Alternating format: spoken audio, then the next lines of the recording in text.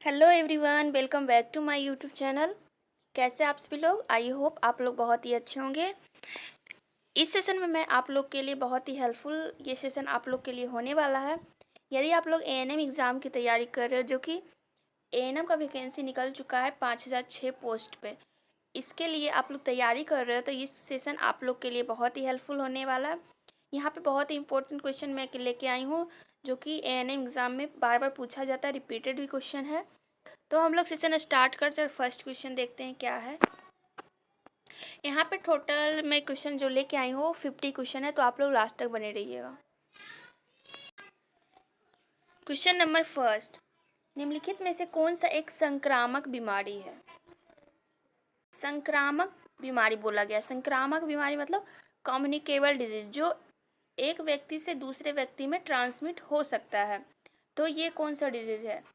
तो यहाँ पे ऑप्शन दिया गया मधुमेह, तपेदिक, उच्च रक्तचाप, स्कर्वी। तो राइट आंसर क्या हो जाएगा? तो हम लोग यहाँ पे देख लेते हैं। जो मधुमेह होता है, जिसको डायबिटीज बोलते हैं, ये नॉन कम्युनिकेबल डिजीज के अंतर्गत आता है, एनसीडी जिसको बोलते हैं। इसके अंतर्गत बीपी, जो मतलब हाइपरटेंशन, उच्च रक्तचाप भी आता है, और ये स्कर्वी, ये सभी जो किसके अंतर्गत आता है? एनसीडी। और यहाँ पे जो दिया गया तपेदिक, ये कम्युनिकेबल डिजीज के अंतर्गत आता है। तो राइट आंसर हो जाएगा तपेदिक, जिसको क्या बोलते हैं? ट्यूबरकुलोसिस, जो ड्रॉपलेट इन्फेक्शन के द्वारा एक व्यक्ति से दूसरे व्यक्ति में फैलता है, उसको बोलते हैं संक्रामक बीमारी।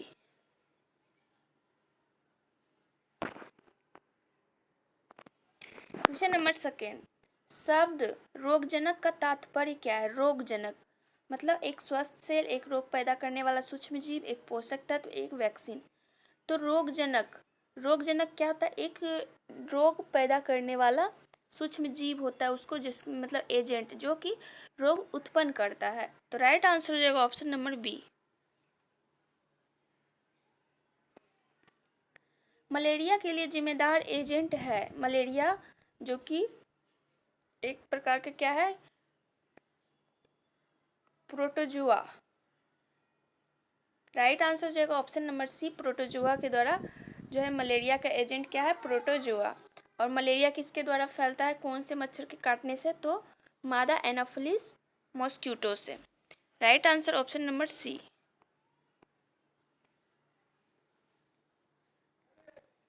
निम्नलिखित में से कौन सा एक वेक्टर जनित बीमारी है? वेक्टर जनित मतलब जो कि मच्छर के काटने के द्वारा फैलता है।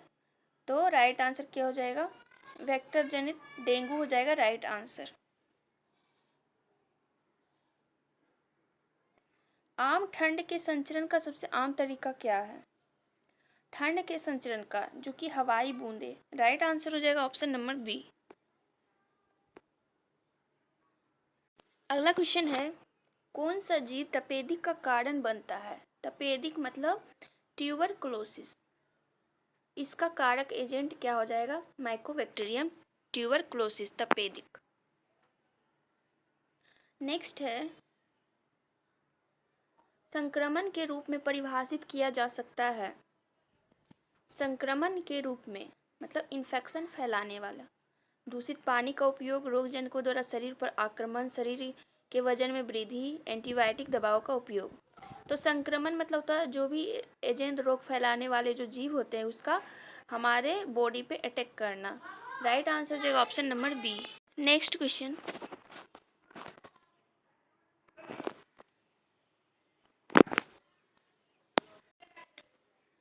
एक बीमारी जो एक बड़े क्षेत्र में तेजी से फैलती है, उसे कहा जाता है।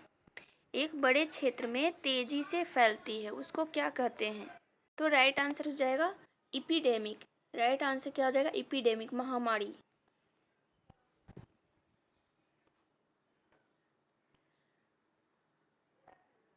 निम्नलिखित में से कौन सा वायरल बीमारी है? वायरल बीमारी पूछा गया है। तो राइट आंसर हो जाएगा ऑप्शन नंबर सी, खसरा।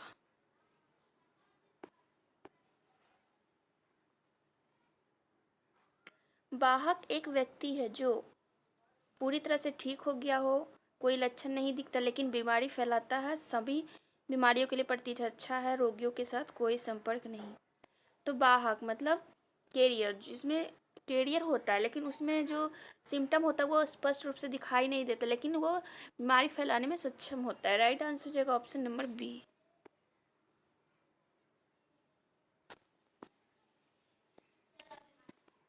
निम्नलिखित में से कौन सी महिला प्रजनन प्रणाली का हिस्सा नहीं है?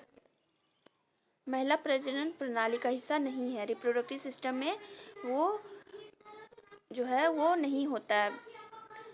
कौन सा हिस्सा नहीं है? अंडाशय, फैलोपियन ट्यूब, प्रोस्टेट या फिर गर्भाशय? तो राइट आंसर हो जाएगा ऑप्शन नंबर सी, प्रोस्टेट, जो कि मेल में पाया जाता है। नेक्स्ट क्वेश्चन देखेंगे। आमतौर पर डिंब का निषेचन कहाँ होता है? जो ओवम होता है उसका फर्टिलाइजेशन कहाँ पे होता है? तो राइट आंसर क्या हो जाएगा? फैलोपियन ट्यूब में।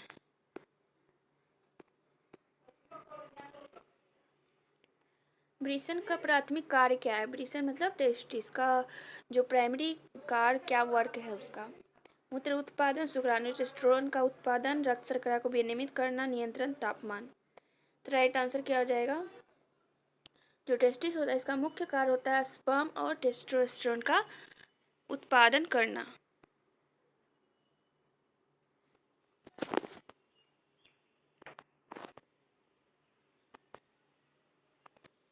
नेक्स्ट है, महिला माध्यमिक सेक्स विशेषताओं के विकास के लिए कौन सा हार्मोन मुख्य रूप से जिम्मेदार है? तो राइट आंसर हो जाएगा ऑप्शन नंबर बी, एस्ट्रोजन।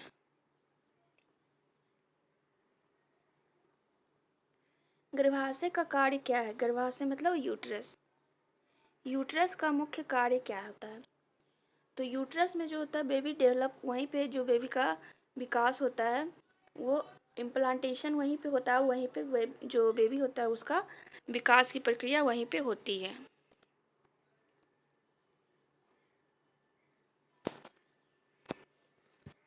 निम्नलिखित में से कौन सा एक पुरुष गौण प्रजनन ग्रंथि है? तो सेमिनल पुटिका मतलब सेमिनल वेसिकल्स जो होते हैं वो ये पुरुष में पाए जाते हैं। कौन सा अंग गर्भाशय को महिलाओं में बाहरी जननांग से जोड़ता है? तो वो कौन सा अंग है? क्या हो जाएगा right answer? Option number C, योनि।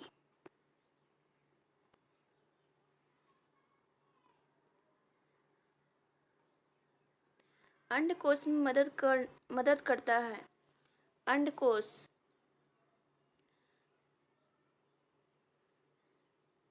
राइट आंसर क्या हो जाएगा? अंडकोश मतलब क्या हो गया? स्क्रोटम। तो राइट आंसर हो जाएगा ऑप्शन नंबर सी, शुक्राणु के लिए तापमान विनिमय।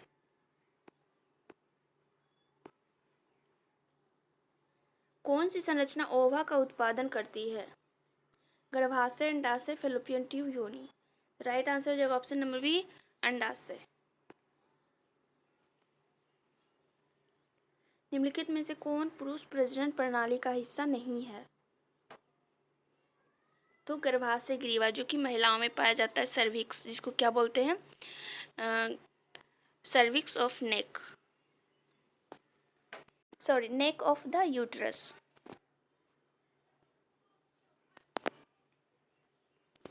किस उम्र में एक बच्चा आमतौर पर अपने जन्म के वजन का 3 गुना करता है? 3 गुना। जो किस उम्र में यहाँ पे बोला गया, किस उम्र में एक बच्चा अपने जन्म के वजन का 3 गुना करता है? तो जन्म के समय बेबी का वेट कितना होता है? 2.5 से 3 केजी हम लोग मानते हैं। और 2.5 से 3 केजी जो होता है वो नॉर्मल होता है। तो इसके 5 से 6 मंथ में ये डबल हो जाता है, जो वेट होता है वो डबल हो जाता है। और 1 साल में ये 3 गुना इसका वेट जो है 3 गुना हो जाता है। 2 ईयर में पूछे तो 4 गुना, और यदि 3 ईयर में पूछे तो 5 गुना, और 5 ईयर में पूछे तो 6 गुना, और 10 ईयर में पूछे तो 10 गुना। इस टाइप से क्वेश्चन ये पूछा जाता है। तो यहाँ पे राइट आंसर हो जाएगा ऑप्शन नंबर सी।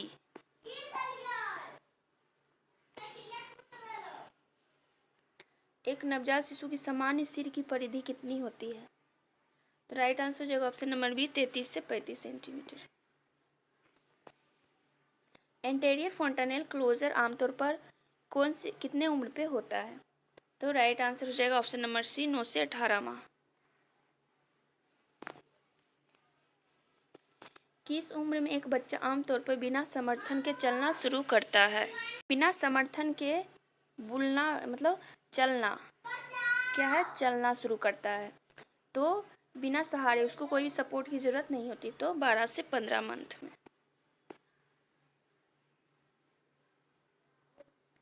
पहला दांत का विस्फोट आमतौर पर होता है, तो राइट आंसर क्या हो जाएगा? 6 से 8 मंथ।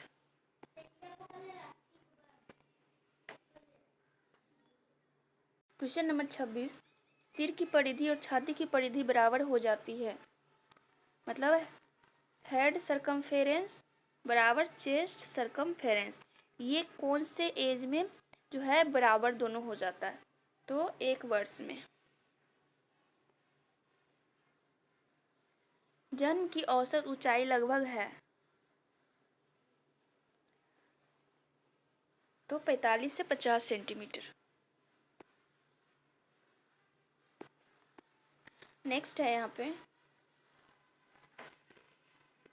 28 नंबर में, पहली सामाजिक मुस्कान की उम्र तक दिखाई देती है। जो बेबी स्माइल करता है वो कौन से वीक या फिर मंथ में स्टार्ट करता है? तो 2 मंथ में। एक 6 महीने का बच्चा सक्षम होना चाहिए क्या करने में? तो बैठने में, समर्थन के साथ बैठने में। नेक्स्ट है 30 नंबर में, एक बच्चे को अपने जन्म के वजन का 2 गुना करने की उम्मीद है। ये क्वेश्चन मैंने पूरा डिटेल से बताया है, फिर से एक बार बता देती हूँ। बच्चा का नॉर्मल वेट कितना होता है? 2.5 से 3 केजी। ओके, 2.5 से 3 केजी। और यदि पूछा जाए 5 से 6 मंथ में इसका कितना गुना हो जाता है? तो 2 गुना। 2 गुना। यदि पूछा जाए 1 ईयर में तो 3 गुना। यदि पूछा जाए 2 ईयर में तो 4 गुना। और यदि पूछा जाए 3 ईयर में तो 5 गुना। और यदि 5 ईयर में पूछा जाए तो 6 गुना। और सबसे लास्ट में पूछा जाए यदि 10 ईयर में तो 10 गुना इसका वेट जो होता है वो बढ़ता है। तो राइट आंसर हो जाएगा इस क्वेश्चन का, क्या हो जाएगा? यहाँ पे एक बच्चे को जन्म के वजन का 2 गुना पूछा गया है, तो वो कब होता है? क्या हो जाएगा राइट आंसर? 5 महीने में।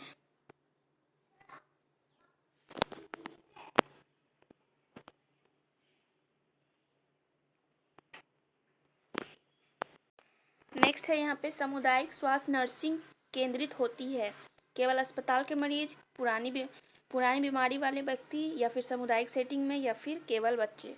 तो राइट आंसर जाएगा इसमें ऑप्शन नंबर सी, सामुदायिक सेटिंग्स में लोग।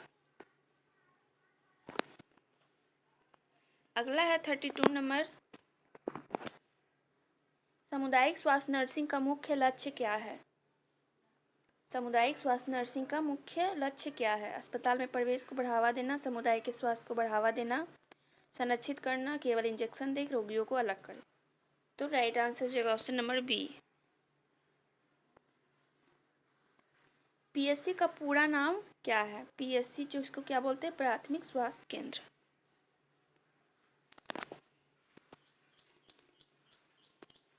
निम्नलिखित में से कौन प्राथमिक स्वास्थ्य देखभाल का एक तत्व है? उन्नत सर्जरी, स्वास्थ्य शिक्षा, सीटी स्कैन, अंग प्रत्यारोपण। तो प्राथमिक स्वास्थ्य देखभाल के अंतर्गत जो हेल्थ एजुकेशन होता है वो सबसे बेस्ट होता है।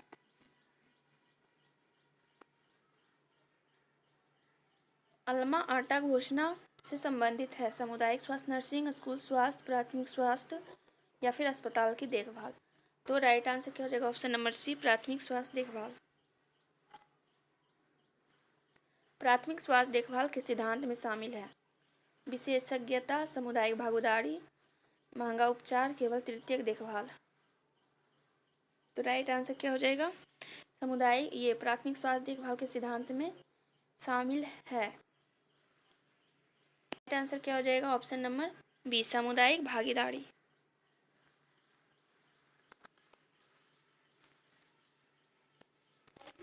किस स्तर की रोकथाम प्रारंभिक निदान और शीघ्र उपचार पर केंद्रित है? तो आप ऑप्शन नंबर बी हो जाएगा यहाँ पे राइट आंसर, सेकेंडरी प्रिवेंशन।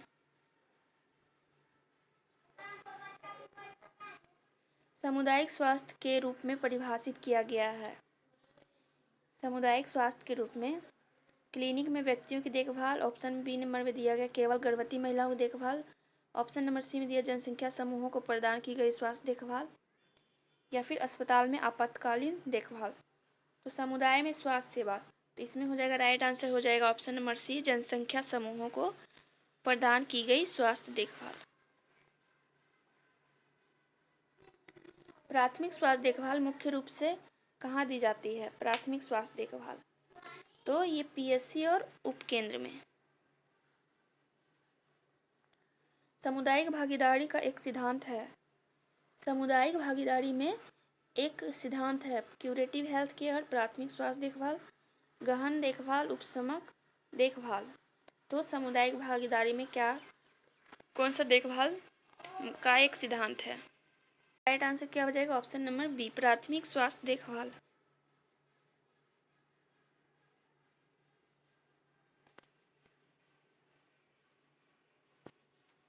ग्राम स्तर पर उपकेंद्रों के आयोजन के लिए मुख्य रूप से कौन जिम्मेदार है? ग्रामीण स्तर पर जो होती है वो एएनएम मुख्य रूप से उसका ही काम होता है सब सेंटर को संभालना। उपकेंद्र को स्वास्थ्य देखभाल वितरण प्रणाली का स्तर माना जाता है। तो सबसे पहला संपर्क।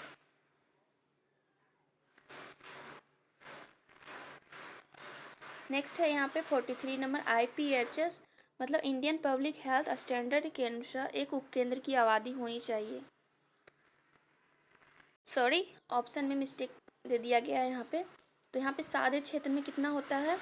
यदि मैदानी क्षेत्र में पूछा जाए तो वहाँ पे 5000, और आदिवासी या फिर पहाड़ी क्षेत्र में पूछा जाए तो 3000 की जनसंख्या पे एक सब सेंटर होती है। नेक्स्ट क्वेश्चन देखेंगे, उपकेंद्रों पर अनुसूचित गतिविधियों में शामिल है। तो टीकाकरण भी किया जाता है, फैमिली प्लानिंग सेवा दिया जाता है, मातृ और बाल स्वास्थ्य सेवाएं प्रदान किए जाते हैं। राइट आंसर जो option number D, all. ANM सीधे रिपोर्ट करता है आशा, सामुदायिक नेता, स्वास्थ्य सहायक या एलएचवी, ब्लॉक डेवलपमेंट। तो राइट आंसर हो जाएगा एलएचवी, लेडी हेल्थ विजिटर।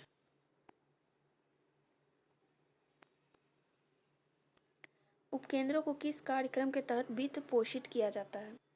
उपकेंद्र में जो 10,000 रुपये किसके अंतर्गत दिया जाता है? अनटाइड फंड जिसको बोलते हैं अनटाइड फंड, ये किसके अंतर्गत दिया जाता है? नेशनल एनएचएम के तहत। राइट आंसर हो जाएगा ऑप्शन नंबर ए, एनएचएम।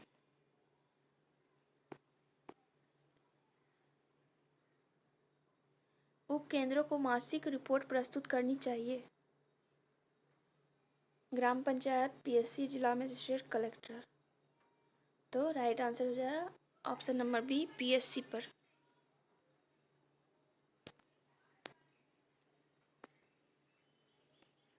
उपकेंद्र में एक क्लिनिक के आयोजन का मुख्य उद्देश्य क्या है? केवल उपचारात्मक सेवा प्रदान करना, बढ़ावा देना, व्यापक निवारक प्रचारक और बुनियादी उपचारात्मक सेवाएं प्रदान करें, दवाएं बेचे, या फिर एम्बुलेंस सेवाएं प्रदान करें। तो राइट आंसर हो जाएगा ऑप्शन नंबर बी, इसमें निवारक प्रचारक और बुनियादी उपचारात्मक सेवा प्रदान किया जाता है। नेक्स्ट है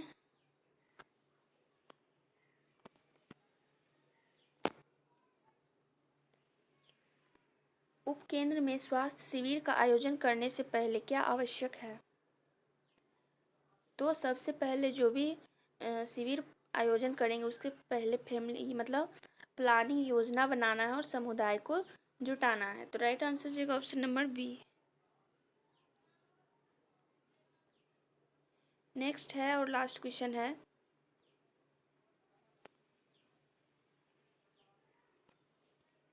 निम्नलिखित में से कौन सा उपकरण एएनएम को अपनी निर्धारित गतिविधियों की योजना बनाने में मदद करता है? तो फैमिली फोल्डर और नियमित सूची। क्या हो जाएगा? फैमिली फोल्डर और नियमित सूची। राइट आंसर हो जाएगा ऑप्शन नंबर बी। तो आज का सेशन हम लोग यहीं पे एंड करते हैं।